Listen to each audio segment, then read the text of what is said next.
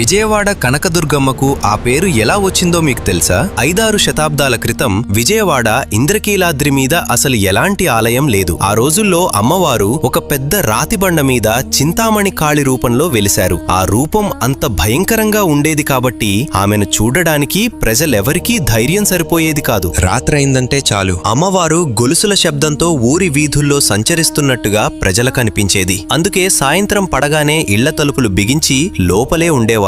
ఆ రోజుల్లో విజయవాడను పరిపాలిస్తున్న రాజు పేరు మాధవవర్మ. అతడు ధర్మబద్ధంగా ప్రజలను పాలించేవాడు. అమ్మవారంటే ఎనలేని భక్తి కలిగినవాడు. కాని ఎంత చేసినా ఆ మహారాజుకు సంతానం కలగలేదు. రోజూ అమ్మవారి చింతామణి రూపం దగ్గరకు వెళ్లి భక్తితో పూజలు చేసేవాడు. చివరికి అమ్మవారు కరుణించారు. రాజుకు పుత్ర సంతానం కలిగింది. ఇది అమ్మవారి దయవల్లే అన్న నమ్మకంతో మాధవవర్మ అమ్మవారికి మొట్టమొదటి ఆలయాన్ని నిర్మించాడు. కాలం గడిచింది. యువరాజు పెరిగి పెద్దవాడయ్యాడు. క్రమశిక్షణ, ధైర్యం కలిగిన యువకుడిగా ఉండేవాడు. ఒకరోజు యువరాజు తన రథానికి గుర్రాలు కట్టి ఇంద్రకీలాద్రి వైపు బయలుదేరాడు. అదే సమయంలో ఒక స్త్రీ తన కుటుంబానికి భోజనం కోసం అడవిలో ఆకులు సేకరిస్తోంది. చీకటి అయితే అమ్మవారు సంచరిస్తారని భయపడి తన కుమారుణ్ణి పట్టుకుని త్వరగా ఇంటికి బయలుదేరింది. దారి మధ్యలో యువరాజు గమనించకపోవటంతో రథం ఢీకొట్టి ఆ బాలుడు అక్కడికక్కడే ప్రాణాలను కోల్పోతాడు. ఆ తల్లి తన కొడుకు ఎత్తుకుని ఆమె బాధను రాజుకు వినిపించేందుకు